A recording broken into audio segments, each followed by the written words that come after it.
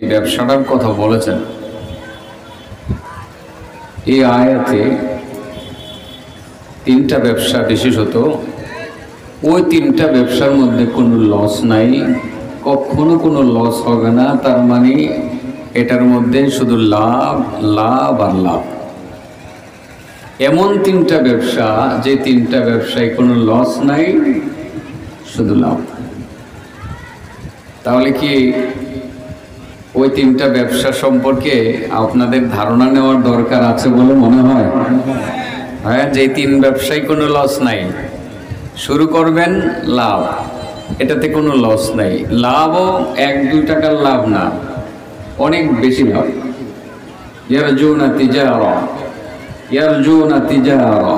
তিজারা বুঝেন তো? ব্যবসা, যে তারা এমন ব্যবসা করে লান তাবুর,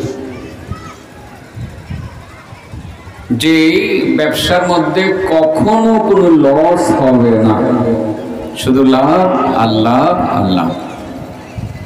লাভজনক তিনটা ব্যবসা প্রতিটা মানুষের জেনে রাখা দরকার, এবং আজকে এই মজলিস থেকে জানবো এবং ব্যবসা শুরু করে দেব।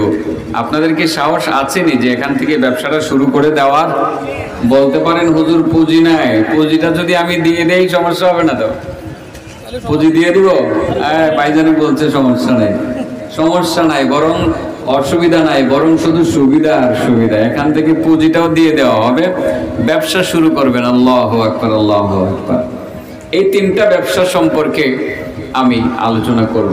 1 নম্বর, ইন্নাল্লাযীনা ইয়াতলুনা কিতাবাল্লাহ,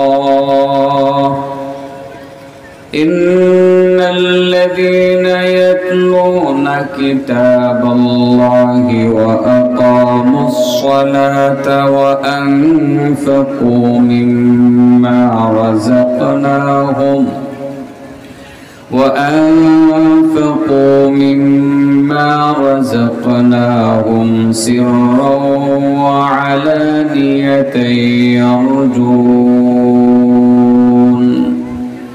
يرجون تجارة لن تبور।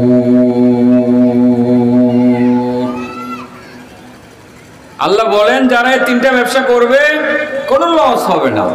বোঝানোর জন্য ছোট্ট করে একটা দৃষ্টান্ত দিয়ে পরে অনুবাদটা করি। আলেমরা তো বুঝেই গেছে। আমরা মুসলমান, নামাজ পড়ি কি পড়ি না, কিন্তু কয়জন মুসলমান আছি যে আমরা নিয়মিত তাহাজ্জুদ পড়ি? অথচ আমার নবীর জীবনে তাহাজ্জুদ মিস ছিল না, ঠিক না বেঠিক? তিনি তাহাজ্জুদ পড়তেন। নবীর সিরত নিয়ে তো আলোচনা করব। আমার নবী তাহাজ্জুদ পড়তেন কি পড়তেন না? পড়তেন। আমি আর আপনি সব সময় পড়তে পারি না। আল্লাহর নবীকে তাহাজ্জুদ পড়ার নির্দেশ দেওয়া হয়েছে, আমাদেরকে দেওয়া হয়েছে। وَمِنَ اللَّيْلِ فَتَهَجَّدْ بِهِ نَافِلَةً لَكَ وَمِنَ اللَّيْلِ فَتَهَجَّدْ بِهِ نَافِلَةً لَكَ عَسَىٰ أَن يَبْعَثَكَ رَبُّكَ عَسَىٰ أَن يَبْعَثَكَ رَبُّكَ مَقَامًا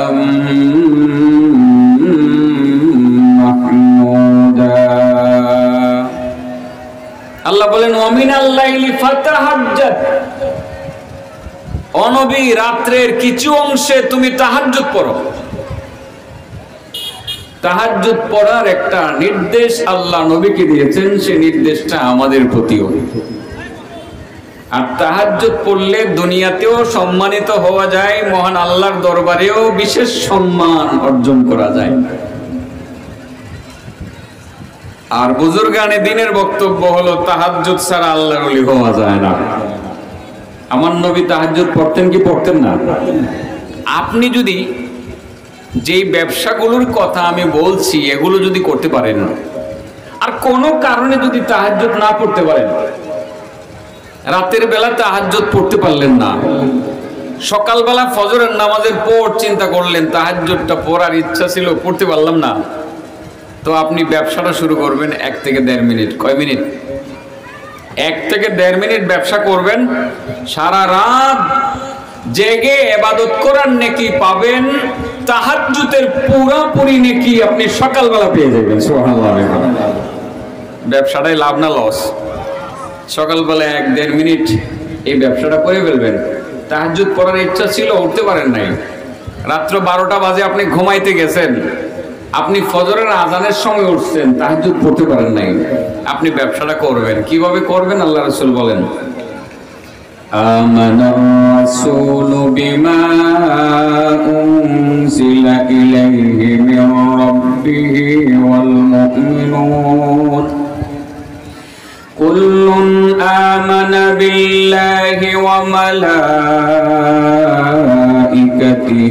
ওয়া কুতুবিহি ওয়া রুসুলিহি লা নুফাররিকু বাইনা আহাদিন মির রুসুলিহি ওয়া ক্বালু সামি'না ওয়া আতা'না গুফরানাকা রাব্বানা وإليك المصير لا يكلف الله نفسا إلا وسعها لها ما كسبت وعليها ما اكتسبت ربنا لا تؤاخذنا إن نسينا أو أخطأنا ربنا ولا تحمل علينا إصرا كما حملته على الذين من قبلنا ربنا ولا تحملنا ما لا طاقة لنا به واعف عنا واغفر لنا وارحمنا أنت مولانا فانصرنا على القوم الكافرين। অনেক লম্বা তিলাওয়াত হয়ে গেছে না বাবা? আজ থেকে 2টা আয়াত শিখে ফেলবেন।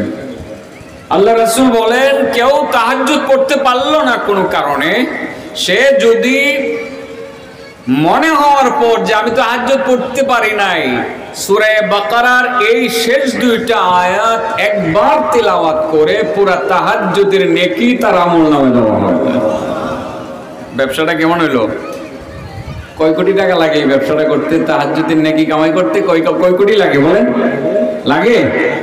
এই 2টা আয়াত শিখে ফেলেন, বাসায় গিয়ে আজ থেকে শেখা শুরু করেন, 1 সপ্তাহে শিখেন, ছেলে মেয়ের কাছ থেকে শিখেন, মসজিদের ইমামের কাছ থেকে শিখেন, মাদ্রাসার শিক্ষকের কাছ থেকে, যে ওলামা পরিষদের আলেমরা আছে তাদের কাছ থেকে শিখেন।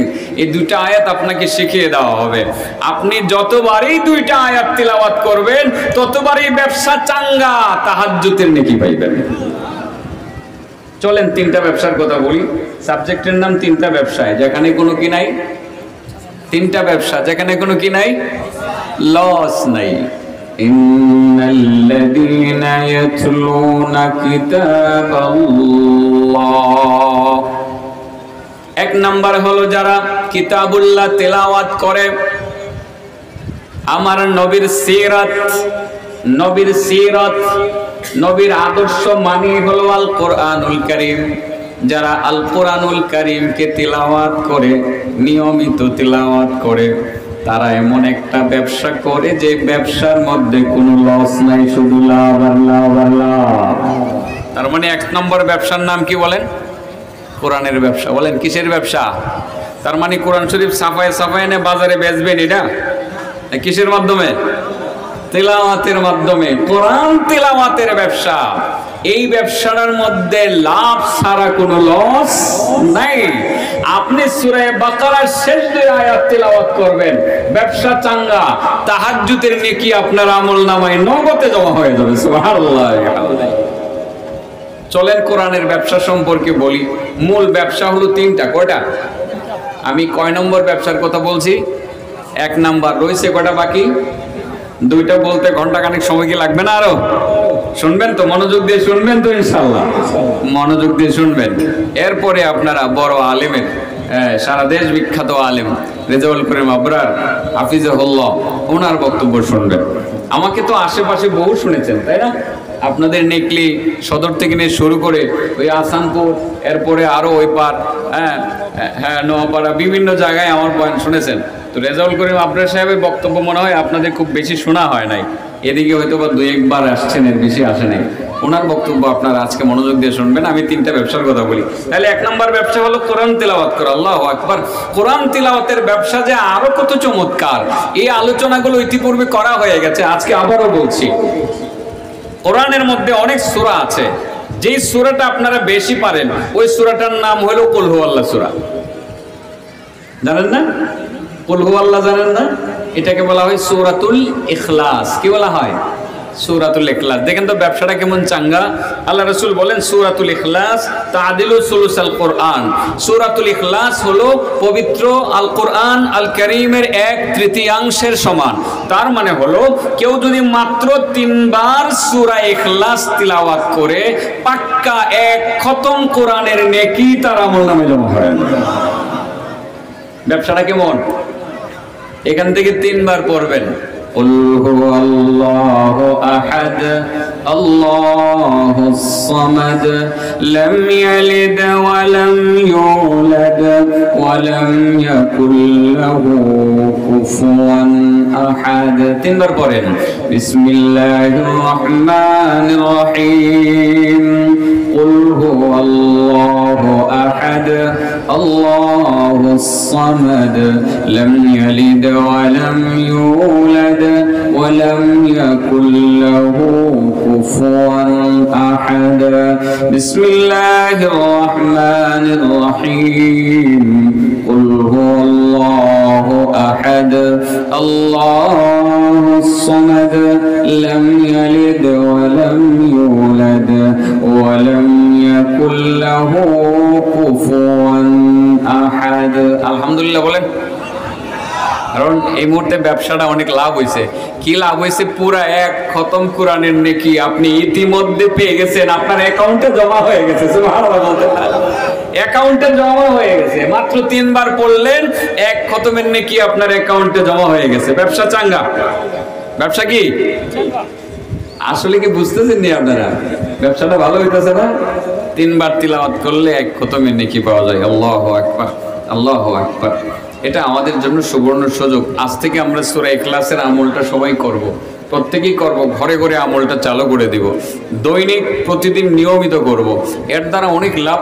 আল্লাহ রাসূল সাল্লাল্লাহু আলাইহি সাল্লাম কোন এক সাহাবীকে বলছিলেন, হুব্বুকা ইয়াহা আদখালাকাল জান্নাহ। ও আমার সাহাবী, তুমি কি আসলেই সূরা ইখলাসকে ভালোবাসো? সত্যি যদি তুমি সূরা ইখলাসকে ভালোবাসো তাহলে মনে রাখবা এই সূরার ভালোবাসাই তো তোমাকে জান্নাতের ভিতরে ঢুকিয়ে দিবে। কেমন সূরা? এই সূরাটা কত দামি বোঝানোর জন্য আরো 2-4টি কথা বলেই ফেলি। পুরনো কথা আবার রিপিট করি, সমস্যা নেই। রাসূল করিম সাল্লাল্লাহু আলাইহি সাল্লামের সাহাবী, মসজিদের ইমাম। তো বোঝানোর জন্য একটু আমরা কথা ভাষাগত দিক একটু এদিক সেদিক বাড়িয়ে কমিয়ে বলি আর কি। মসজিদের ইমাম, ইমাম হিসাবে নিয়োগ দিয়েছেন নবীজি নিজে। ইমাম সাহেব ফজরের নামাজের ইমামতি করেন, তিনি পড়েন সূরা ইখলাস। মাগরিবের নামাজ পড়েন, তিনি পড়েন সূরা ইখলাস। এশার নামাজ ইমামতি করেন, তিনি পড়েন সূরা ইখলাস। আচ্ছা বলেন তো দেখি, ইমাম সাহেব যদি ফজর মাগরিব এশাতে সূরা ইখলাস পড়েন, বাহ্যিক দৃষ্টিকোণ থেকে এটা কি আমরা ধরে নিতে পারি না যে উনি মনে হয় যোহর আসরেও সূরা ইখলাস পড়ে? ধরে নিতে পারি।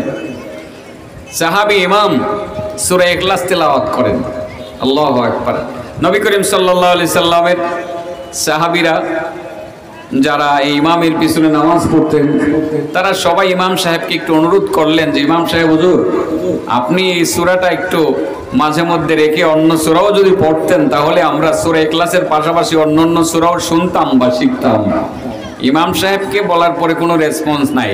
তার মানে ইমাম সাহেব তিনি এই সূরা বাদে অন্য সূরা পড়বেন কি পড়বেন না এই মর্মে তিনি কিছুই বললেন না। তো মুসল্লিরা মনে করলেন যে তিনি যেহেতু আমাদের কথা শুনছেন না, ইমাম সাহেবের তো আর দোষ বলা যায় না, যদিও আমাদের দেশে দোষ বলা একেবারে সহজ, ইমাম সাহেবদের দোষই আমরা একটু বেশি বলি, তাই না? অন্যের দোষ থাকুক এটা আমার বলা দায়িত্ব না, কিন্তু যদি গিয়ে দেখা যায় যে ইমাম সাহেব কোনো একটা ভুল করছে তাহলে খবর আছে, ঠিক আছে না? এটা চাষটলে বসে বসে আলোচনা করবো। জানো নি আমরা মসজিদের ইমাম সাহেব কি করে? ইমাম সাহেব ইদানিং দেখা যায় পাগল হয়ে গেছে টাকা পয়সার লেগে, কথার কথা। এই যে একটা ছোটখাটো ব্যবসা করে, এটা নিয়েও সমালোচনা ইমাম সাহেবের। ইমাম সাহেবদের দোষ কিন্তু আমাদের সমাজে বেশি, আমার নবীর সমাজে ইমাম সাহেবের দোষ বর্ণনা করা হইতো না। আমাদের সমাজে ইমামের দোষ আর মুয়াজ্জিনের দোষ, এই দুইজনের দোষ অনেক বেশি। এরা ভালোটা করলেও যদি কারো দৃষ্টিতে ভালো না লাগে তাহলে এটা নিয়ে সমালোচনা, এটা নিয়ে গায়না বাজনি করতেই থাকবে। আমি কি সত্য বলতেছি নাকি এমনি বানায় বলতেছি? আপনাদের এলাকায় নাও থাকতে পারে। আমি দেখি কিভাবে, আমি সেটা বলিও যে আমি যেই মসজিদে ইমামতি করি, এই মসজিদের আশেপাশে শহরে তো কাছাকাছি মসজিদ, আমি ডিস্ট্রিক্ট হেডকোয়ার্টার একদম নরসিংদীতে আমি নামাজ পড়াই। তো দেখলাম যে মাঝে মধ্যে অনেক মুসল্লিরা আমার কাছে আসে তাদের মহল্লার ইমামের দোষ বলে। তখন আমি মনে মনে বলি, তুমি তো তোমার ইমামের দোষটা ঠিকই আমার কাছে বললা, হ্যাঁ আমার দোষ যে তুমি আরেকজনের কাছে বলবা না এটার কি গ্যারান্টি আছে? আমি তাদের কথাগুলো শুনি, এই কান দিয়ে শুনি, এই কান দিয়ে বের করে দিই।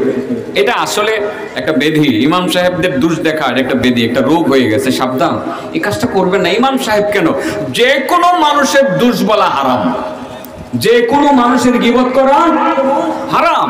আপনি মনে রাখবেন, নামাজ, রোজা, হজ, যাকাত সব কিছুকে বরবাদ করে দেওয়ার জন্য গীবত করাই যথেষ্ট।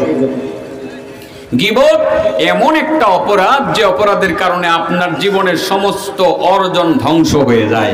অতএব আমরা গীবত করব না, আমরা ইমাম সাহেবের গীবত করব না, মুয়াজ্জিন সাহেবের গীবত করব না, আমরা কোনো মুসল্লির গীবত করব না। এগুলো কেন করব?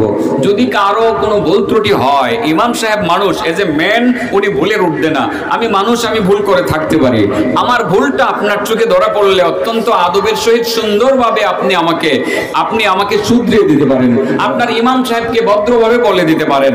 কিন্তু আপনাকে অধিকার দেওয়া হয় নাই, ইমামতি করেছে, আপনার পছন্দ হয় নাই, দামপাড়া বাজারের চাষটলে বসে বসে ইমামের সমালোচনা করবেন, আপনাকে অধিকারটুকু দেওয়া হয় নাই। আপনি মনে রাখবেন যে আপনি নামাজ ঠিকই পড়েন, পাক্কা নামাজি, বৎসরে 1 মাস রোজা রাখেন, 2 বছর পরে পরে আপনি হজ করেন, কিন্তু মাঝে মধ্যে ইমামের সমালোচনা করার জন্য চাষটলে একটু সময় ব্যয় করেন। আপনি মনে রাখবেন আপনার জীবনের যত ইবাদত আছে সমস্ত ইবাদতকে নিজের হাতে আপনি ধ্বংস করে দিলেন। এগুলোর কোনো মূল্য আল্লাহর দরবারে থাকবে না, এবং আল্লাহর রাসূলের বক্তব্য অনুযায়ী আপনি জান্নাতে যেতে পারবেন না।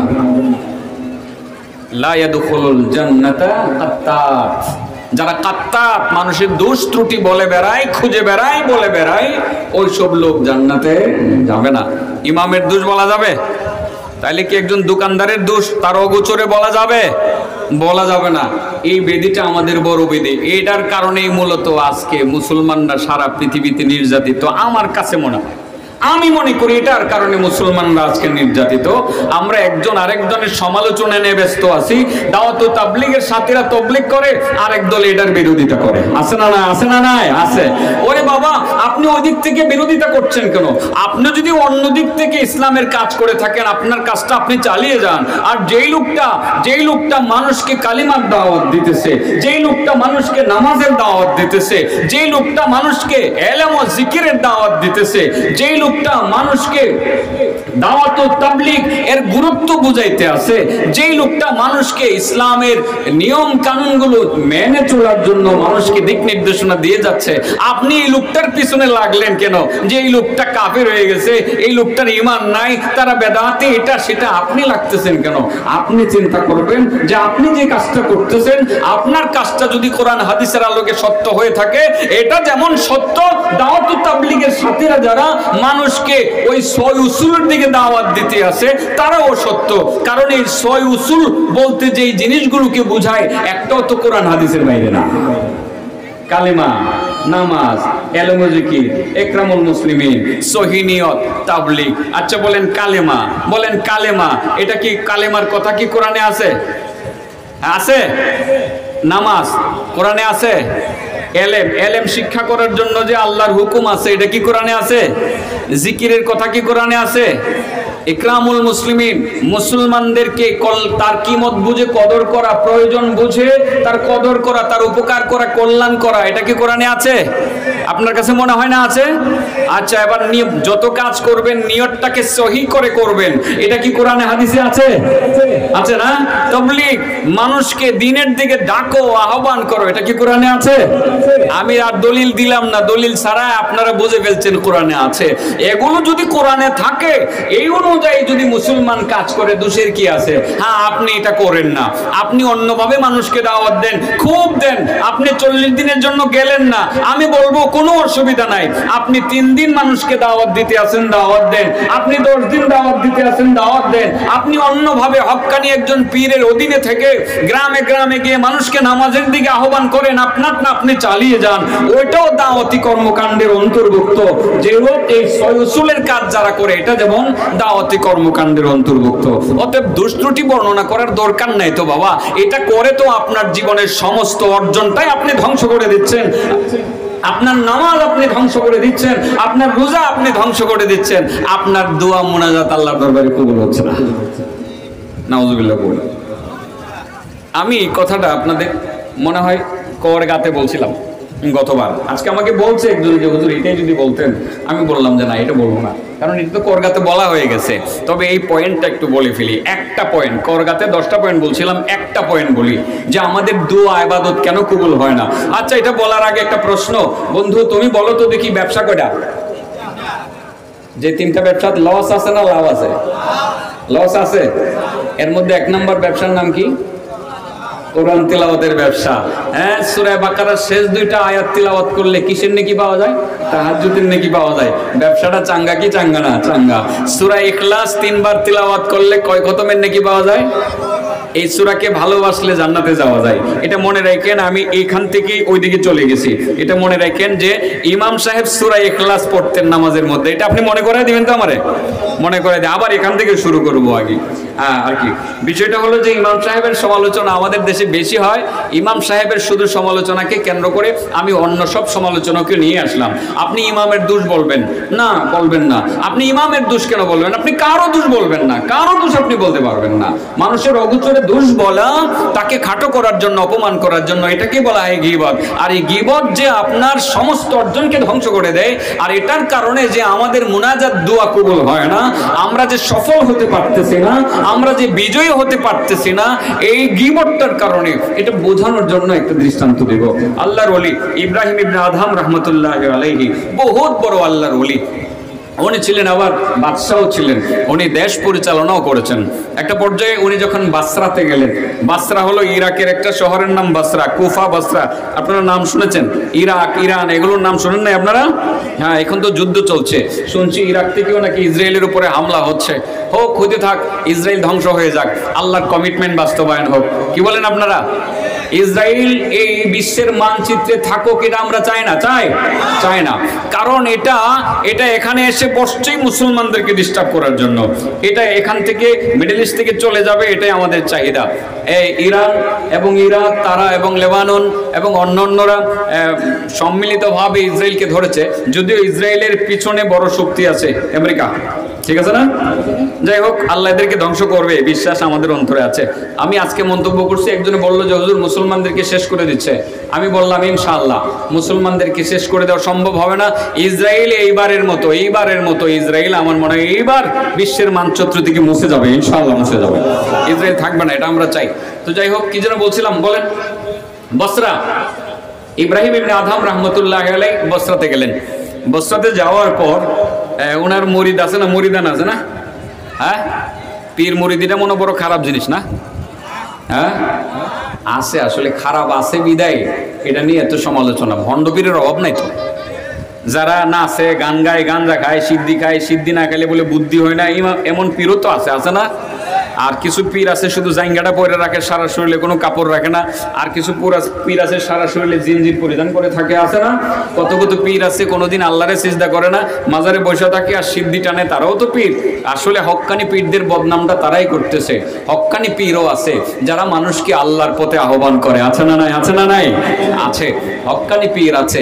এখন যেমন সারা দেশে আমাদের হক্কানি পীরদের মধ্যে অন্যতম একজন পীর, একটু আগে আলোচনা করে গেছেন আমাদের উস্তাদজি আল্লামা শফিকুর রহমান জালালাবাদী হাফিজাহুল্লাহ, চরমুনার পীর শাহ হুজুর রহমতুল্লাহ আলাইহি যিনি ছিলেন। এর আগে ফজলুল করিম সাহেব, উনিও ছিলেন হক্কানি পীর। বর্তমান ওনার যে ছেলেরা যারা ওই লাইনে পীরালি লাইনে কাজ করতেছে তারাও হক্কানি পীর। কিভাবে বুঝলাম হক্কানি পীর? তারা মানুষকে বেদাত শিখায় না। তারা মানুষকে কি শিখায় না? বেদাত শিখায় না। তারা মানুষকে সত্যের পথে আহ্বান করে। এবং তারা যেমন শুধু পীরালি লাইনে না, আমি পরিষ্কার তাদের ব্যাপারে বলি, তারা হলো খানকার পীর, ময়দানের বীর। কাজ করে যাচ্ছে কিনা? কাজ করতেছে। ঠিক হক্কানি পীররা যুগ যুগ ধরে ইসলাম প্রচার করেছে। শাহজালাল ইয়ামানি, হযরত শাহ মাখদুম, শাহ পুরান, তারা কিন্তু আমাদের দেশে এই পীরের বেশেই মূলত এসেছিলেন। তারা এই মানুষকে ইসলামের দিকে আহ্বান করেছেন। আর তারা মধ্যে মুজাহিদ ছিলেন। তাদের বদৌলতে আজকে বাংলাদেশে আমরা সুন্দর ইসলাম দেখতে পাচ্ছি, ঠিক না? ঠিক। আচ্ছা, ওইদিকে আর যাচ্ছে না। যে হযরত ইব্রাহিম ইবনে আদহাম রাহমাতুল্লাহ আলাইহি, উনি যখন বসরা গেলেন, বসরা যাওয়ার পর উনি পীর, ওনার মুরিদরা খবর পাইছেন যে পীর সাহেব হুজুর এসে গেছেন। তো আজকে যদি আপনাদের নিকলিতেও আমার মনে হয় পীর সাহেব হুজুরের, চরমনের পীর সাহেব হুজুরের অনেক মুরিদ আছে, আছে না নাই? আছে। যদি আজকে পীর সাহেব হুজুর অতর্কিতভাবে এখানে চলে আসতেন, তাইলে মুরিদরা খবর পেলে কি বাড়িতে বসে থাকতেন না চলে আসতেন? আরে পীর সাহেব হুজুর নিকলি চলে আসছে, আমি কেন ঘরে? ঠিক বসরাতে যখন ইব্রাহিম ইবনে আদহাম গেলেন, ওনার মুরিদরা বললেন, আরে পীর সাহেব হুজুর বসরাতে চলে আসলেন, আমি কেন ঘরে? সবাই এসে পীর সাহেব হুজুরকে ঘিরে ধরলেন। ঘিরে ধরে বললেন, হুজুর মনের একটি কথা। কি কথা? হুজুর এই কথাটা অনেকদিন যাবৎ ভাবতেছি, এটা আপনার কাছ থেকে এটার উত্তর জানতে হবে। এটা হুজুর, এটা কি বলবো? ঠিক আছে বলো। এটা হলো হুজুর, নামাজ তো পড়ি, রোজাও রাখি, ইবাদত করি, সব করি, মোনাজাত করি, কিন্তু এমন কি অপরাধ করলাম যে আমরা যে দোয়া করি আমাদের দোয়াটা কেন কবুল হয় না? প্রশ্নটা শত শত বছর আগে। কত বছর আগে? আচ্ছা, শত শত বছর আগের প্রশ্নটা যদি আমি আজকে আপনাদেরকে না শোনাইতাম, বলেন আপনাদের অন্তরে এই প্রশ্নটা আছে না নাই? আছে না? যে হুজুর ঠিক বলছেন, নিজেও দোয়া করি, এতিমখানায় গিয়া ছাত্রদেরকে খাওয়াইয়ে হেদেরকে নিয়েও দোয়া করি, হুজুর কত দোয়া যে করলাম, দোয়া তো কবুল হলো না, কবুল হইতেছে না বলে আমরা মনে করতেছি। এই প্রশ্নটা আমাদের অন্তরে আছে না নাই? আছে না নাই? আছে। ঠিক ইব্রাহিম ইবনে আদহাম রাহমাতুল্লাহ আলাইহিকে ওনার মুরিদরা প্রশ্ন করলেন, ইয়া আবা ইসহাক মা লানা নাদউ ফালা ইউস্তাজাবু লানা। ওগো আল্লাহর ওয়ালি ইব্রাহিম ইবনে আদহাম, ও আবু ইসহাক, আমরা কি অপরাধ করলাম, কি অন্যায় করলাম? আল্লাহর কাছে এত কান্নাকাটি করি, এত মোনাজাত করি, আমাদের মোনাজাত কেন কবুল হয় না? আল্লাহকে এত ডাকি, তিনি কেন আমাদের ডাকে সাড়া দেয় না? অথচ কোরআনে আল্লাহ বলেন, ওয়াকালা রাব্বুকুম উদউনি أستجب لكم إن الذين يستكبرون عن عبادتي سيدخلون جهنم داخرين। আল্লাহ বলেন, উদউনি আস্তাজিব লাকুম, ও আমার বান্দারা তোমরা আমারে ডাকো, আমার কাছে দোয়া করো, আমি তোমাদের দোয়া কবুল করে নিব। মুরিদান বললেন, ও ইব্রাহিম ইবনে আদহাম, ও আবু ইসহাক আল্লাহর ওয়ালি, আমাদের কি অপরাধ? মালানা, কি হলো আমাদের? মালানা নাদউ, কি হলো আমাদের? আমরা দোয়া করতেই থাকি, করতেই থাকি, ফালা ইউস্তাজাবু লানা, আমাদের দোয়া তো কবুল হচ্ছে না। কবুল না হওয়ার কারণটা কি যদি আপনি একটু বলতেন? ইব্রাহিম ইবনে আদহাম জবাব দিলেন, হ্যাঁ কারণ আছে, কারণ আছে। লিআন্না কুলুবাকুম মাতাত বিআশারাতি আশিয়া, কারণ তোমাদের এই কলবটা, তোমাদের এই অন্তরটা 10টা রোগের কারণে মারা গেছে। তোমাদের অন্তর 10টা রোগের কারণে মারা গেছে। আর মরা অন্তরের দোয়া আসমানে ওঠে না, আল্লাহর দরবারে কবুল হয় না। বলেন কয়টা রোগের কারণে অন্তর মারা গেছে? 10টা রোগের কারণে অন্তর মারা গেছে। হক্কানি পীরেরা অন্তরের চিকিৎসা করে, ঠিক না ঠিক? তাজকিয়ার মাধ্যমে অন্তরের চিকিৎসা করে, সবকের মাধ্যমে অন্তরের চিকিৎসা করে। ইব্রাহিম ইবনে আদম বললেন তোমাদের অন্তরে 10টা রোগ হয়েছে, রোগের কারণে তোমাদের দোয়া কবুল হয় না। এই 10টা রোগের কথা বলছি না, সিরিয়াল নাম্বার 9 নম্বর রোগের কথা শুধু বলছি। 9 নম্বর রোগের নাম হইল ইনতাবাতুম মিনান নাওম ওয়া শাগালতুম ফি উয়ুবিন নাস ওয়া তারাকতুম উয়ুবাকুম। তোমরা সকালবেলা ঘুম থেকে জেগে তোমরা দামপাড়া বাজারে চলে আসো। এটা বস্ত্রের কথা, দামপাড়া দিয়ে বোঝাইলাম আর কি। তোমরা সকালবেলা ঘুম থেকে জেগে দামপাড়া বাজারে চলে এসো। বাজারে এসে তোমরা শাগালতুম ফি উয়ুবিন নাস, মানুষের উয়ুব, মানুষের দোষ ত্রুটি বর্ণনার মধ্যে ব্যস্ত হয়ে যাও। চাষতলে বসে বসে বলো ইমাম সাহেব ভালো না, মুয়াজ্জিন সাহেব ভালো না, সভাপতি ভালো না, সেক্রেটারি ভালো না, অমুকে খারাপ তমুকে খারাপ। ঘুম থেকে জাগার পরে তোমরা মানুষের দোষের মধ্যে ব্যস্ত হয়ে যাও। ও তারাকতুম উয়ুবাকুম, নিজেদের দোষকে তোমরা ভুলে যাও। তোমার মধ্যে যে এতগুলো অন্যায় আছে, এতগুলো ভুল আছে, সেগুলো তোমার মনে থাকে না। অন্যান্য মানুষ কারা কি ভুল করছে সেগুলো তোমার বড় মনে থাকে। ঘুম থেকে জাগার পরে তুমি মানুষের দোষ ত্রুটি বর্ণনা করতে থাকো তোমরা। এটাই হলো তোমাদের 9 নম্বর রোগ। আর এই গীবত নামের রোগের কারণে তোমাদের অন্তর মারা গেছে। আর মরা অন্তরের দোয়া আসমানে উঠে না, আল্লাহর দরবারে কবুল হয় না। নাউজুবিল্লাহ করেন। গীবত করন না, ছাইরা দেওয়ান। আপনারা তো মনে করবেন হুজুর এটা কোনো ওয়াজ হইলো? গীবত এটা ছাড়া কি চলন যা? সকালবেলা চা খাইতে বসলে চায়ের আড্ডাটা তো মানে 2-1 গীবত না করলে আড্ডাটাই তো জমে না, ঠিক না বেটি? 2-4-10 জনের দোষ না বললে কি আড্ডা জমে? আর ইদানিং দেখছি মাহফিলের মধ্যে কিছু কিছু আমাদের ভাই বন্ধুরা আছে, এরা যদি 2-4-5টা দোষ না বলতে পারে, 2-4 জন হুজুরের সমালোচনা না করতে পারে, এবারে ওয়াজ দেও জমে না। আছে না আমার কিছু ভাইরা? আমি অনুরোধ করি ভাইদেরকে, বলি ভাই দরকার নাই, চলেন আপনিও ছাইরা দেন, আমিও ছাইরা দেই। দোষ ত্রুটি বলার দরকার নাই, আমিও ভুলের উঠবে না, তুমিও ভাই ভুলের উঠবে না। দুইজনে মিলে মাঝে মধ্যে চাষটলে বসে বসে দোষ নিয়ে আলোচনা করে শুধরাইলাই নিজেরা। অযথা আলোচনা করে ইমান নষ্ট করার দরকার নাই অগোছরে, ঠিক না বেটি? আমি কি খারাপ কিছু বলতেছি? গীবত আসেনি সমাজে। মনে রাখবেন, আপনার নামাজ শেষ, রোজা শেষ, হজ শেষ, যাকাত শেষ, সব শেষ এই গীবতের কারণে। আর যে দোয়া ধরছিলেন এইভাবে মনে মনে ভাবছিলেন এবার মনে হয় আমার সব দোয়া কবুল হয়ে যাবে, কারণ হজটা মাত্র করে আসছে, আমার দোয়া মনে হয় সব কবুল। আল্লাহ রাসূল কয় না, গীবতের চিহ্ন আছে, কবুল হইতো না, কবুল না। গীবত করা ভয়ানক অপরাধ। আল্লাহ রাব্বুল আলামিন নিজে কোরআনে বলেছেন, يا أيها الذين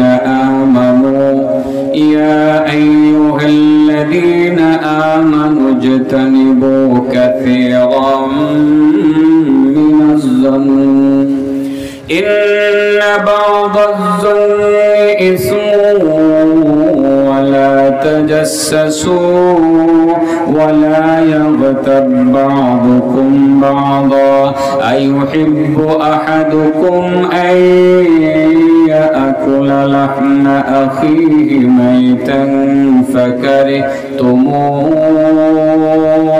واتقوا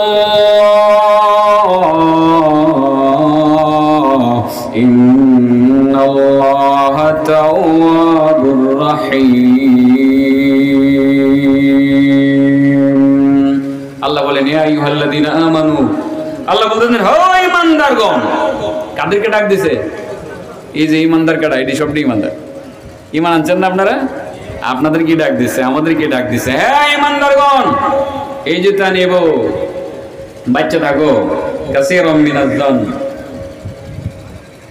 জন বুঝেননি, খারাপ ধারণা করা। অধিক পরিমাণ খারাপ ধারণা করা থেকে বাচ্চা থাকো। মানুষের প্রতি খারাপ ধারণা করো না। আমি বালা, হ্যাঁ মনে হয় খারাপ, আল্লাহ এটা নিষেধ করছে। ইন্না বা'দায-যন্নি ইসমুন, কোন ধারণা গুনাহের কারণ। আপনি ধারণা করছেন যে সে খারাপ, কিন্তু সে খারাপ নাও হতে পারে, এটা আপনার গুনাহের কারণ, ঠিক আছে না? ওয়ালা তাজাসসু, তোমরা ক্ষতি করার জন্য একজন আরেকজনের পিছনে লেগে থাকো না। এটা আসেনিও দেখি হ্যাঁ সাইজ করে লাগবো, এর ক্ষতিকরণে লাগবো, নাইলে সামনে আমি নেতা অমুকি ভাবে এর ব্যবসা বাণিজ্য সব ধ্বংস করে দিতে হইব। হ্যাঁ, এর পিছনে লেগে থাকতে হইব। গিয়ে হঠাৎ করে দেখবেন যে তার বিরুদ্ধে লাগাই দিয়েছে এক জায়গায় এক মামলা, এমন পেছে পালাইছে, এই মামলার পেছে পুরো টাকা পয়সা সব শেষ, এ আর নেতা হইতে পারবে না। যিনি লাগাইছেন উনি নেতা হয়ে যাইবেন। পিছনে লাইগে একজন আরেকজনের ক্ষতি করে কি করে না? আল্লাহ বলছে ওয়ালা তাজাসসু, একজন আরেকজনের পিছনে লাগে থাকো না, জাসুসি করিও না, তার দুষ্টুটি খালি খোঁজার জন্য তার পিছনে লাগে থাকো না। ওয়ালা ইয়াগতাব বা'দুকুম বা'দা, তোমাদের একজন আরেকজনের গীবত যাতে না করে। আল্লাহ বলছে গীবত করিও না। কি করিও না? কারণ গীবত করা মানে আল্লাহ নিজে বলতেছেন আইয়ুহিব্বু আহাদুকুম আইয়াকুলা লাহমা আখিহি মাইতান ফাকারিহতুমু। আল্লাহ বলেন, এই তোমাদের এমন কেউ আছেনি, এমন কেউ তোমাদের মধ্যে আছেনি যে তার মৃত ভাইয়ের গোশত খাইতে পছন্দ করবে? আল্লাহ বলতেছে আছে কেউ যে মৃত ভাইয়ের গোশত খাইতে পছন্দ করবে? আল্লাহ নিজে উত্তর দিতেছেন যে না, এমন একজন মানুষকেও পাওয়া যাবে না যে তার মৃত ভাইয়ের গোশত খাইতে সে পছন্দ করে। যেহেতু মৃত ভাইয়ের গোশত খাইতে পছন্দ করবে না, আল্লাহ বলেন তোমরা যেহেতু এটা করবে না, অতএব কারণে তোমরা গীবত করিও না। কারণ গীবত করা মানেই হলো মৃত মানুষের গোশত খাওয়া। নাউজুবিল্লাহ বলেন। গীবত করা মানে কার গোশত খাওয়া? ভাইয়ের গোশত খাওয়া। তাইলে এটা করণ লাগবো না ছাড়ন লাগবো? গীবত করলে ইবাদত ধ্বংস হয়ে যায় কি যায় না? আচ্ছা বলেন, আমাদের দোয়া কবুল হয় না কয়টা রোগের কারণে? 9 নম্বর রোগের নাম কি? 9 নম্বর রোগের নাম কি?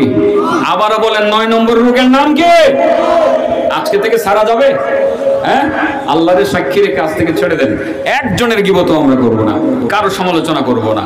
ইমাম সাহেব, মুয়াজ্জিন সাহেবের কেন, কারো সমালোচনা আমরা করব না। যদি কেউ দোষ বলে থাকে, পড়ে থাকে, শুধরানোর উদ্দেশ্যে আপোষে সুন্দরভাবে তার কাছে বসে অত্যন্ত আদবের সহিত, বিনয়ের সহিত বলবেন, ভাই তুমি কিছু মনে না করলে একটি বিষয় আমি তোমাকে বলে দিতাম। এইভাবে বলে তার দুষ্টতারে বলে দেন, ভাই আমারে মাইন্ড করবা না, আমি শুধরানোর জন্য বলছি, ভাই আমাকে মাইন্ড করবা না, আমাকে ক্ষমা করে দিও। ঠিক এইভাবে ভুলটা শুধরিয়ে দিবেন আপনি। কাউকে খাটো করার জন্য তার অগোচরে দোষ বলা মানেই হলো কবিরা গুনাহ করা। বুঝাইতে পারছি? ব্যবসা কয়টা মনে আছে? দেখা যায় 1 নম্বর কিসের ব্যবসা? হ্যাঁ, সূরা ইখলাস 3 বার পড়লে ব্যবসাটা কেমন হয়? 1 খতমের নেকি হয়। আর সূরা ইখলাসকে ভালোবাসলে জান্নাতে যাওয়া যায়। এটা বোঝানোর জন্য ইমামের এখানে গেছিলাম না, ইমাম সাহেব ফজরের নামাজের সময়ও সূরা ইখলাস পড়ে, মাগরিবেও পড়ে, ঈশার নামাজেও পড়ে। মুসল্লিরা মোটামুটি একটু ভিতরে বিরক্ত, তারপরেও ইমামের বিরুদ্ধে কোনো সমালোচনা নেই। ইমাম সাহেবকে একদিন নিবেদনের সুরে, আবেদনের সুরে বললেন, হযরতজি আপনার কোরআন তিলাওয়াত তো অনেক মজার, সূরা ইখলাস শুধু তিলাওয়াত করেন, হ্যাঁ আপনি অন্যান্য সূরাও যদি একটু তিলাওয়াত করতেন আমরা শুনতাম। ইমাম সাহেবের রেসপন্সটা ভালো হয় নাই। তার মানে উনি এই সূরা ছাড়া অন্য সূরা তিলাওয়াত করবেন কি করবেন না, এই মর্মে তিনি কমিটমেন্ট করেন নাই। শেষ পর্যন্ত তারা চিন্তা করলেন, যেখানে গেলে নালিশ করলে, যেখানে গিয়ে নালিশ করলে কাজ হবে সেখানে যায়। গেছেন আল্লাহর রাসূলের কাছে, ইয়া রাসূলুল্লাহ অভিযোগ না, একটা আবেদন নিয়ে আসছি। কি আবেদন? আপনি যে আমাদের ইমাম সাহেবকে দিয়েছেন, অনেক ভালো মানুষ ইমাম সাহেব, আমি আগেই বলছি যে বোঝানোর জন্য কথা একটু বাড়িয়ে বলি আমরা অনেক সময়, হাদিসের এবারও ঢুবু এরকম না, কিন্তু মূল মিনিংটা আপনার এর ভিতরে চলে আসছে। বাংলা ভাষায় আরবিটা বোঝানোর জন্য একটু বাড়িয়ে বলি আর কি। আমরা হযরত মানে হুজুরকে বললেন, ইয়া রাসূলুল্লাহ যে আপনি যে ইমাম দিলেন, এই ইমাম সাহেব তো শুধু সূরা ইখলাস পড়ে, আপনি যদি বলে দিতেন উনি অন্যান্য সূরাও পড়তেন, আমরা শুনতাম, শিখতাম। আল্লাহ রাসূল বিষয়টা স্বাভাবিক মনে করে তাকে ডাক দিলেন, ইমাম সাহেব, ইয়া রাসূলুল্লাহ আমি উপস্থিত, তুমি ইমামতি ঠিকঠাক মতো করতেছো? ইয়া রাসূলুল্লাহ হ্যাঁ করতেছি। সূরা ইখলাস মনে হয় প্রতিদিনই পড়ো? জি ইয়া রাসূলুল্লাহ প্রতিদিন পড়ি। বড় খুশি, এটার কথা শুনে বড় খুশি, প্রতিদিন পড়ি। আচ্ছা মাঝে মধ্যে কি অন্য সূরা পড়তে পারো না? হ্যাঁ পড়তে পারি। তবে ইয়া রাসূলুল্লাহ আজকে এই বিষয়টা আপনি কেন বললেন? মনে হয় মুসল্লিগণ এসে আপনার কাছে কিছু বলছে। আল্লাহ রাসূল বলেন, ঠিক আছে তুমি অন্য সূরা পড়বা। এবার ইমাম সাহেব উত্তর দিলেন, ইয়া রাসূলুল্লাহ বুঝছি, আমি পরিষ্কার কথা জানিয়ে দিতে চাই আপনার সামনে, আমি ইমামতিটা ছেড়ে দিতে রাজি, কিন্তু সূরা ইখলাস ছাড়তে রাজি না। আল্লাহ রাসূল বলেন ঘটনা কি? তুমি এই সূরা ছাড়বা না, কারণ কি? তোমাকে ছাড়ার জন্য বলা হয় নাই, মাঝে মধ্যে পড়বা, মাঝে মধ্যে অন্য সূরা পড়বা, সেটাই তো কথা। ইয়া রাসূলুল্লাহ, আমি এটা ছাড়া পারবো না, ইমামতি ছেড়ে দিতে রাজি, কিন্তু আমি এটা ছাড়া পারবো না। আল্লাহ রাসূল বলেন ঘটনা কি? ঘটনা হইল ইন্নী উহিব্বুহা ইয়া রাসূলুল্লাহ, ওগো নবীজি, আমি এই সূরাটিকে ভালোবাসি। সুবহানাল্লাহ বলেন। আমি এই সূরাটিকে ভালোবাসি। আল্লাহ রাসূল বলেন এই সূরাটিকে ভালোবাসো, কারণ কি? এটারে এত ভালোবাসো, এটার পিছনে কারণ কি? সাহাবী বলেন ইয়া রাসূলুল্লাহ, কারণ আছে তো। কারণটা হলো লিআন্না ফিহা সিফাতুর রহমান, কারণ এই সূরাটির মধ্যে দয়াময় আল্লাহ, আল্লাহ রাব্বুল ইজ্জাতের পরিচয় দেওয়া আছে। এই ছোট্ট সূরাটি ছোট্ট, কিন্তু আমার আল্লাহর পুরোটা পরিচয় এই সূরার মধ্যে দেওয়া আছে। আমার রহমান আল্লাহ, যিনি রহমান, যিনি রহিম, তার পরিচয় দেওয়া আছে এই সূরার মধ্যে। এই কারণে আমি সূরাটির ভালোবাসি। আল্লাহর পরিচয় আসেনি সূরাটা। কুল হুয়াল্লাহু আহাদ আল্লাহুস সামাদ লাম ইয়ালিদ ওয়া লাম ইউলাদ ওয়া লাম ইয়াকুল লাহু কুফুয়ান আহাদ। কুল হুয়াল্লাহু আহাদ, ও নবী তুমি বলে দাও তিনি আল্লাহ এক। আল্লাহ কি? নাকি আল্লাহর কোনো শরীক আছে? হ্যাঁ, শরীক মানেন আপনারা? আল্লাহ ওই অলি, অলি ওই আল্লাহ, আল্লাহ ওই অলি, অলি ওই আল্লাহ। এমন কথাও আমাদের কোন ভাইরা বলে। এদের সাথে কোনো ঝগড়া নাই, এদেরকে বুঝাইতে হবে। তারা বুঝে না, তারা কোরআন বুঝে না, হাদিস বুঝে না, তারাও কারো কাছ থেকে শুনে শুনে এই কথাগুলো বলছে। আমার বন্ধু যারা আছে, আল্লাহ ওই অলি, অলি ওই আল্লাহ, আল্লাহ আর অলির মধ্যে কোনো পার্থক্য করতে চায় না, যে অলি আল্লাহ ওই আল্লাহ। অনেকে এরকম বিশ্বাস করে যে পীর সাহেব ওনারে ধরলে আর কোনো দরকার নাই, উনি বেহেশতে নিয়ে যাবে গা। এই বিশ্বাসটা যার অন্তরে আছে তাকে আমরা বলবো, ভাই আসেন একসাথে বসে একটু কোরআন হাদিস অনুযায়ী আপনার সাথে ধর্ম নিয়ে আলোচনা করি। ভাই আমার আল্লাহ, আল্লাহর সাথে কাউকে শরীক করার কোনো সুযোগ নাই। আল্লাহ এক, আল্লাহর কোনো শরীক নাই। কুল হুয়াল্লাহু আহাদ আল্লাহুস সামাদ, আল্লাহ তিনি অমুখাপেক্ষী, তিনি কারো মুখাপেক্ষী নন। লাম ইয়ালিদ ওয়া লাম ইউলাদ, তিনি কাউকে জন্ম দেন নাই, তিনি কারো কাছ থেকে জন্ম নেনও নাই। তার মানে হলো আমার আল্লাহর কোনো ছেলে মেয়ে নাই, আমার আল্লাহর কোনো বাপ মাও নাই। আছে? হ্যাঁ, নাই। ওয়ালাম ইয়াকুল লাহু কুফুয়ান আহাদ, এবং তার সমকক্ষ পৃথিবীতে আর কেউ নাই। আল্লাহর সমকক্ষ পৃথিবীতে আর কেউ নাই। এখানে আমার আল্লাহর পরিচয় দেওয়া আছেনি? নবী বলেন সাহাবী তুমি সূরাটিকে ভালোবাসো, কারণ কি? সাহাবী বলেন ইয়া রাসূলুল্লাহ ইন্নী উহিব্বুহা, ওগো নবীজি আমি এই সূরাটিকে ভালোবাসি। এই সূরাটিকে ভালোবাসার পিছনে কারণ আছে, লিআন্না ফিহা সিফাতুর রহমান, কারণ এই সূরাটির মধ্যে দয়াময় আল্লাহর পরিচয় দেওয়া আছে। রাসূল বলেন সাহাবী তুমি সত্যি সূরাটিকে ভালোবাসো, একটি কথা তুমি মনে রাখবা আজকে, রব্বুকা ইয়াহা আদখালাকাল জান্নাহ, এই সূরার প্রতি ভালোবাসাই তো তোমাকে জান্নাতে নিয়ে যাবে। কোরআনের ব্যবসাটার মধ্যে কোনো লাভ আছে, লস আছে না লাভই লাভ? হ্যাঁ, ব্যবসা করা এক নম্বর কোরআনের ব্যবসা। এক নম্বর কি? তিলাওয়াতের মাধ্যমে। অনেকে বলে যে কোরআন শরীফ অর্থ না বুঝা তিলাওয়াত করলে কোনো লাভ নাই। আমার এই ভাইকেও বলি, ভাই অর্থ বুঝা তিলাওয়াত করা ভালো, অর্থ বোঝা ভালো, কিন্তু অর্থ বোঝা ছাড়া তিলাওয়াতে যে লাভ নাই, বড় ভাই এই কথাটা ঠিক না। এই কথাটা ঠিক না। আমি বড় ভাই বলে বলছি, সমালোচনার অর্থে বলছি না। কোরআন শরীফ বুঝা পড়লে অনেক ভালো, বুঝা পড়া দরকার, বোঝা দরকার। তবে কেউ যদি না বুঝেও তিলাওয়াত করে, 3 বার তিলাওয়াত করলে সূরা ইখলাস এক খতমের নেকি সে পাবেই। এবং যদি কেউ 1 থেকে 1.5 মিনিটে আয়াত সূরাতুল বাকারার শেষ 2টা আয়াত তিলাওয়াত করে, সে তাহাজ্জুদের নেকি পাবে। এটাও সত্য। এটা বুঝা পড়া এতটা জরুরি, বুঝলে অনেক ভালো। অসুবিধা নাই। আরে আমি তো শুরুই করছি আজকে, আর কোনো মাহফিল নাই, কোনো তাড়াহুড়া আছে আমার। যতক্ষণ কইবেন ততক্ষণ ইনশাআল্লাহ, সমস্যা নাই। ব্যবসা করা, হ্যাঁ 1 নম্বর কি এর ব্যবসা? ব্যবসাটি মোটামুটি লাভ না লস। আরেকটা কথা আছে, আল্লাহ রাসূল সাল্লাল্লাহু আলাইহি সাল্লাম বলছেন, ব্যবসা আরেকটা লাগাই দিই। আমার ভাই নিকলি শহরে বাড়ি আছে না, করছেন না? করার ইচ্ছা আছে না? কিশোরগঞ্জ আছে, আমি চিনি, কিশোরগঞ্জ আছে, কিশোরগঞ্জ বাড়ি আছে। চেয়ারম্যান ভাই এবার চিন্তা মাঝে মাঝে এরকম চিন্তা ঢুকতে পারে না যে কিশোরগঞ্জে এত আছে, ঢাকা ঢুকা যায়, একটা ঢাকা একটা বাড়ি হইলে মন্দ কি আছে না এরকম? এটা কি বাইরেও আমার আছে না? হ্যাঁ, আমিও নরসিংদী শহরে বাড়ি করছি। আচ্ছা, বাড়ি বেশি বেশি হোক কেডা না আছে, আর ব্যবসা বাণিজ্য কইরা একটা টার্গেট থাকে শহরে একটা বাড়ি করবো, ঠিক না বেটি? দেখেন বাড়িটা আপনার একটা বাড়ির ব্যবস্থা হবে। আল্লাহ রাসূল বলেন, মান ক্বারা কুল হুয়াল্লাহু আহাদ হাত্তা ইয়াখতিমাহা 10 মাররাতিন বানাল্লাহু লাহু কসরুন ফিল জান্নাহ।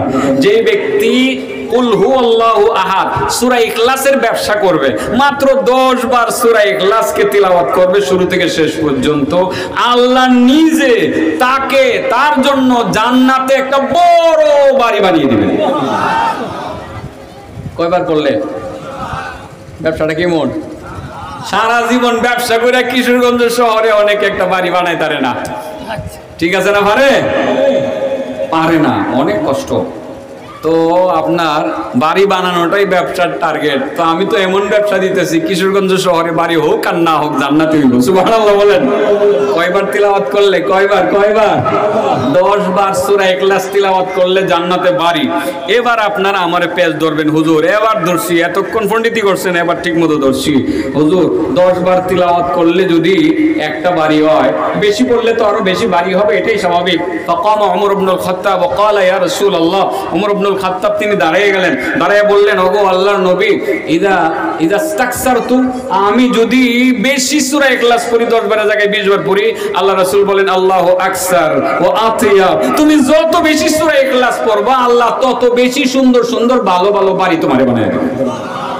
এবার তো আপনি বলবেন, হুজুর তাইলে আর ফজরের নামাজ কষ্ট করে কেড়ে পড়তাম, সূরা ইখলাস 10 বারের জায়গায় 30 বার পড়লাম, বাজারে হাঁটমু আর পড়মু, 30 বার পড়লে 3টা বাড়ি হইব জান্নাতে। আর কেড়ে 1 মাস রোজা রাখতাম, কেড়ে 10 লাখ টাকা খরচ করে হজ করতাম, আর কেড়ে নামাজ দিয়ে তো দৌড়াদৌড়ি করতাম, যাই ঝামেলা বাদ, আজকের থেকে শুধু সূরা ইখলাস পড়মু। আপনাদের অন্তরে এই প্রশ্নটা জাগতে পারে, পারে কি পারে না? প্রশ্নটা আসতে পারে। একটা কথা মনে রাখবেন, প্রশ্ন ঠিকই, উত্তরও ঠিক, এবং 10 বার তিলাওয়াত করলে যে আপনি জান্নাতে বাড়ি, আপনার জন্য জান্নাতে বাড়ি বানানো হবে, এটাও ঠিক, এটা নিঃসন্দেহে। কারণ কথাটা বলছেন আমার নবী মুহাম্মদুর রাসূলুল্লাহ সাল্লাল্লাহু আলাইহি সাল্লাম। সারা দুনিয়ার অনেক কিছু মিথ্যা হতে পারে, কিন্তু আমার নবীর একটি শব্দ মিথ্যা হতে পারে না, ঠিক না বেঠিক? নবী বলেছেন, মুহাম্মদুর রাসূলুল্লাহ যেখানে বলেছেন 10 বার তিলাওয়াত করলে একটা বাড়ি, এটাই সত্য। তবে একটি প্রশ্ন আমিও করি, বলেন বাড়ি হইলেই কি বাড়িতে যাওয়া যায়? হ্যাঁ, ধরেন বাংলাদেশের বাড়িতে কোনো রকমে আপ্যায় গেলেন গা, আপনি এখান থেকে যদি ধরেন আপনি আমেরিকা যাইবেন, এই আমেরিকাতে বাড়ি বানানো সম্ভব কিনা? সম্ভব।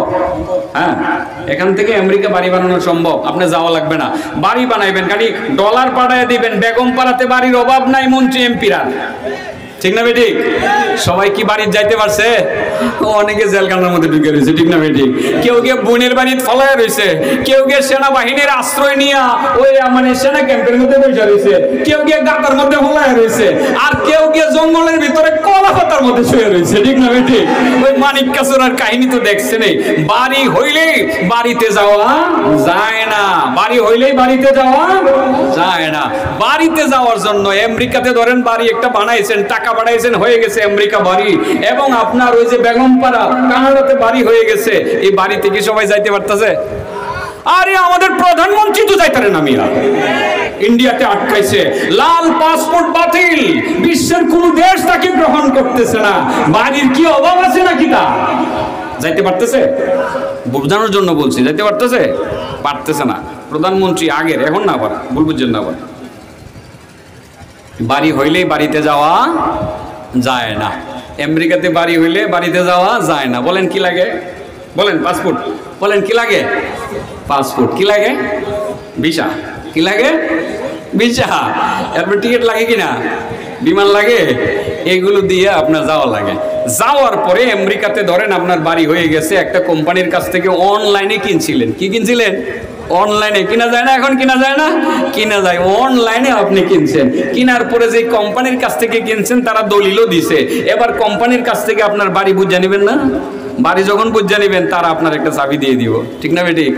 এই চাবি ছাড়া কি বাড়ির তালা খুলতে পারবেন? তাহলে বোঝা গেল চাবিও লাগবে। বাড়িতে যায় আমেরিকার বাড়িতে যাওয়ার জন্য পাসপোর্ট লাগবে, ভিসা লাগবে, টিকিট লাগবে। তালা খোলার জন্য কি লাগবে? আমেরিকার আর কানাডার বাড়িতে যাওয়ার জন্য যদি পাসপোর্ট লাগে, ভিসা লাগে, টিকিট লাগে, চাবি লাগে, আপনি যে এখানে বৈশা আপনি অনলাইনে বাড়ি কিনছেন জান্নাতে, বাড়িটা আল্লাহ বানায় দিছে, ওখানে যাওয়ার জন্য কি পাসপোর্ট ভিসা লাগবে না? লাগবে লাগবে। লাস্টে মনে হয় এই বাড়ির তালা খোলার জন্য চাবিটাও লাগবে। লাগবে কি লাগবে না? বাড়ি হয়েছে ঠিকই, যাওয়ার জন্য পাসপোর্ট লাগবে, ভিসা লাগবে। পাসপোর্ট হইলো ইমানদারের শরীরটা, এটা পাসপোর্ট। ভিসাটা হইলো মরণের সময় ইমান নসিব হওয়া। বলে লা ইলাহা ইল্লাল্লাহ, লা ইলাহা ইল্লাল্লাহ, লা ইলাহা ইল্লাল্লাহ, লা ইলাহা ইল্লাল্লাহু মুহাম্মাদুর রাসূলুল্লাহ। মরণের সময় ইমানটা লয়ে যাওয়া লাগবো। কি করা লাগবো? ইমানটা সাথে করে লয়ে যাওয়া লাগবো। এরপরে আপনি গেলেন জান্নাতে, বাড়ি কিন্তু হইছে, বাড়ি আপনার 100টা হয়ে আছে, সবগুলোর মধ্যে তালা ঝুলানো আছে। আপনার চাবি একটা লইয়া যেমন লাগবো। যে কোনো চাবি দিয়া তালা খুলতো না, এমন একটা চাবি লাগবে যে চাবির দাঁত হবে 5টা। কয়টা? চাবিটা দিয়ে যখন খুঁচা দিবেন তালার মধ্যে, জান্নাতে দরজা খুলবে, নাহলে খুলবে না। এটা কোনটা বলেন? এটা কোনটা? তাহলে কি নামাজ লাগবে? হ্যাঁ, আমার নবী তো এই জন্যই নামাজ পড়ছে, ঠিক না ঠিক? নবীর সিরত নিয়ে আলোচনা করব, নামাজ পড়বো না তো লাভ কি? নবীর সিরতের আলোচনা করব, নবীর মিলাদের আলোচনা করব, নামাজ পড়বো না, লাভ হবে না তো। জান্নাতে বাড়িও বানাইতে পারবেন, আল্লাহ আপনাকে বাড়িও বানায় দিবেন। 10 বার তিলাওয়াত করবেন, বাড়ি একটা হয়ে যাইব। 20 বার তিলাওয়াত করবেন, বাড়ি 2টা হয়ে যাইব। বাড়ির কাছে যেতে পারবেন, মাগার আপনার কাছে চাবি না থাকলে বাড়িতে ঢুকতে পারবেন না। লাগবে তাইলে নামাজ লাগবে। কথাগুলো কি বুঝতেছেন? ব্যবসা কয়টা বলছিলাম? হ্যাঁ, ইন্নাল্লাযীনা ইয়াতলুনা কিতাবাল্লাহ, ইন্নাল্লাযীনা ইয়াতলুনা কিতাবাল্লাহি ওয়া আকামুস সালাহ ওয়া আনফাকু মিম্মা রাযাকনাহুম সিররাও ওয়া আলানিয়াহ, সিররাও ওয়া আলানিয়াতান ইয়ারজুনা তিজারাতান লান তাবুর। 3টা ব্যবসা, এমন ব্যবসা যেখানে কোনো লস নাই। 1 নম্বর হলো ওই ব্যবসাটা তারাই করে যারা কোরআন তেলাওয়াত করে। আমি এটার ফাজাইল বলতে গিয়ে অনেক বলে ফেলেছি। আয়াতুল সূরা বাকারার শেষ 2টা আয়াতের কথা বলেছি। 2টা তিলাওয়াত করলে তাহাজ্জুদের নেকি পাইবেন। সূরা ইখলাস 3 বার তিলাওয়াত করলে 1 খতমের নেকি পাইবেন। সূরা ইখলাসকে ভালোবাসলে জান্নাতে যেতে পারবেন। সূরা ইখলাস 10 বার তিলাওয়াত করলে আপনার যে ব্যবসাটা চাঙ্গা হয়ে যাইব, জান্নাতে একটা বাড়ি হয়ে যাইব 10 বার তিলাওয়াত করলে। সুবহানাল্লাহ। ইনশাআল্লাহ প্রথম ব্যবসাটা ক্লিয়ার। সূরা ইখলাস আজ থেকে পড়বো, সবাই পড়বো তো ইনশাআল্লাহ। কমপক্ষে 3 বার পড়বেন, বেশি পড়া অনেক ভালো, কমপক্ষে 3 বার পড়বেন। আপনি পড়বেন, আপনার স্ত্রীকে পড়তে বলবেন, আপনার সন্তানকে পড়তে বলবেন, আপনার ঘরে যারা আছে সমস্ত সদস্যদেরকে সূরা ইখলাস পড়তে বলবেন। এই আমলটা আজ থেকে ভুল করবেন না। সবাইরে ব্যবসায় লাগাই দিবেন। আপনিও ব্যবসা করেন, আপনার স্ত্রীকেও ব্যবসায় লাগাই দেন, সন্তানকে ব্যবসায় লাগাই দেন, আপনার আত্মীয় স্বজনকে ব্যবসায় লাগাই দেন। ইনশাআল্লাহ এই ব্যবসা চাঙ্গা ব্যবসা, এটার মধ্যে লাভ ছাড়া কোনো ব্যবসা নেই। তাছাড়া আরেকটা কথাও কাব ইবনে মালিক থেকে বর্ণিত একটি হাদিসের মধ্যে আছে, জামিউল উলুমুল হিকাম ইমাম ইবনে রাজব হাম্বলি উনি লিখছেন, যে ব্যক্তি সূরা ইখলাসকে নিয়মতান্ত্রিক আমলের মধ্যে নিয়ে আসে, তার মৃত্যু পরবর্তীতে যে তার জানাজাটা হবে, বিদায় অনুষ্ঠান হবে, তার এই বিদায় অনুষ্ঠানের মধ্যে জিবরাইল সহ কমপক্ষে 50,000 ফেরেশতা এসে হাজির হবে। সুবহানাল্লাহ। এটা মনে হয় একটা দারুণ খবর, জানাজার নামাজে জিবরাইল এসে হাজির হওয়া, কমপক্ষে 50,000 ফেরেশতা নিয়ে হাজির হওয়া, এটা একটা দারুণ খবর না? হ্যাঁ, মরণের পরেও ব্যবসাটা আপনি ঠিক মতো চালাই গেলেন, লাভ পাই গেলেন, ঠিক না ঠিক? আপনি সূরা ইখলাস পড়তে পড়তে মরলেন, জানাজায় এসে জিবরাইল হাজির হয়ে গেল। সূরা ইখলাস পড়তে পড়তে মরলেন, মারা গেলেন, কমপক্ষে 50,000 ফেরেশতা এসে আপনার জানাজার নামাজের মধ্যে এসে হাজির হয়ে গেল। সুবহানাল্লাহ ওয়া বিহামদিহি। তাবুকের যুদ্ধে ঘটনাটি অনেক লম্বা। তাবুকের যুদ্ধে রাসূল সাল্লাল্লাহু আলাইহি সাল্লামকে যেতে বলা হলো। নবী করিম সাল্লাল্লাহু আলাইহি সাল্লাম তাবুকের যুদ্ধে গেলেন। তাবুক আপনারা জানেন, সেখানে যাওয়ার পর কাফেরদেরকে আর কোনো খোঁজখবর পাইলেন না। কাফেররা আছে না নাই কোনো খবর নাই। তার মানে জেহাদের মাঠে গেলেন ঠিকই, যুদ্ধ হবে কি হবে না এই সম্পর্কে কোনো তথ্য আমার নবীর কাছে ছিল না। তার মানে মাঠ ফাঁকা, এখানে যুদ্ধ হবে কার সাথে বুঝেন না? যদি সামনে মাঠে লোক না থাকে কার সাথে জেহাদ করবেন? সাহাবায়ে কেরামকে, আল্লাহ রাসূলকে সাহাবায়ে কেরামকে এটা জানিয়ে দেওয়া হয়েছিল যে কাফেররা মূলত প্রতিশোধ গ্রহণ করার জন্য তাবুকের দিকে রওনা দিয়েছে। কিন্তু নবী যখন সেখানে গেলেন সাহাবায়ে কেরামদেরকে নিয়ে, সেখানে গিয়ে যাওয়ার পরে দেখলেন কাফেরদের কোনো খবর নাই, কার সাথে যুদ্ধ করবেন? যুদ্ধের কোনো সুযোগ নাই। জিবরাইল আসলেন বেশ কিছুদিন পর। আল্লাহ রাসূল সাল্লাল্লাহু আলাইহি ওয়াসাল্লাম জিবরাইলকে বললেন, ভাই জিবরাইল, এবার তাহলে আমি কি করতে পারি বলো? আমি কি মদিনায় ফেরত যাব আমার সাহাবাদেরকে নিয়ে? জিবরাইল বলেন, ইয়া রাসূলুল্লাহ, মদিনায় যাওয়ার পারমিশন আপনার এখনো আসে নাই, তবে আপনাকে ওই যে একটা পাহাড় দেখা যায়, ওই পাহাড়ের কাছে আপনাকে যাওয়া লাগবে। সেখানে আপনি যাবেন, একটা লাশ রেডি আছে, একটা মৃতদেহ রেডি আছে, আপনি সেই লোকটার, সেই মৃতদেহটার, সেই মৃত ব্যক্তিটার জানাজার নামাজ পড়াবেন, আপনি ইমামতি করবেন। আপনাকে আসমান থেকে তার ইমাম হিসাবে নিয়োগ দেওয়া হয়েছে। সুবহানাল্লাহ। তার মানে জানাজার নামাজের ইমাম হিসাবে নিয়োগ দিয়েছেন কে? আল্লাহ। তাও সাধারণ কাউকে দেন নাই, মুহাম্মদুর রাসূলুল্লাহ সাল্লাল্লাহু আলাইহি সাল্লামকে ইমামতির দায়িত্ব দিয়েছেন, ইমাম হিসাবে নিয়োগ দিয়েছেন। ইয়া রাসূলুল্লাহ, আপনি সেখানে শুধু একা যাবেন না, মুক্তাদি মুসল্লি হিসাবে আপনার সাহাবাদেরকে নিয়ে যাবেন যারা জিহাদে এসেছে। আপনি শুধু আপনার সাহাবাদেরকে নিয়ে যাবেন না, আমি জিবরাইলও সেই জানাজায় হাজির থাকব। আমি একা যাব না, কমপক্ষে 50,000 ফেরেশতা বিশাল বড় একটা কাফেলা নিয়ে যাব। সুবহানাল্লাহ। রাসূল সাল্লাল্লাহু আলাইহি ওয়াসাল্লাম একটু চিন্তায় পড়ে গেলেন যে ঘটনাটা কি, কার জানাজার মধ্যে আমি যাচ্ছি, লোকটা এত মর্যাদা কিভাবে অর্জন করতে পারলো? যে লোকটার জানাজার নামাজের ইমাম আসমান থেকে আমাকে নিয়োগ দেওয়া হয়েছে, মুসল্লি আমার সাহাবারা এবং জিবরাইল নিজেও থাকবে, কমপক্ষে 50,000 ফেরেশতার বিশাল বড় একটা আলিশান কাফেলা নিয়ে থাকবে। আল্লাহ রাসূল সাল্লাল্লাহু আলাইহি সাল্লাম বিষয়টা নিয়ে ভাবতে শুরু করলেন। তারপরে চিন্তা করলেন, আল্লাহর হুকুমটা আগে পালন করি, আগে জানাজা শেষ করি, জানাজা শেষ করার পর জিবরাইলকে জিজ্ঞাসা করব, ভাই জিবরাইল, এই লোকটা কে? লোকটা কে? তার বাড়ি কোথায়? তার বাবার নাম কি? সে এমন কি কাজ করে যে কাজ করেছে, যে কাজের কারণে এত মর্যাদা অর্জন করতে পারলো, এত সম্মান অর্জন করতে পারলো?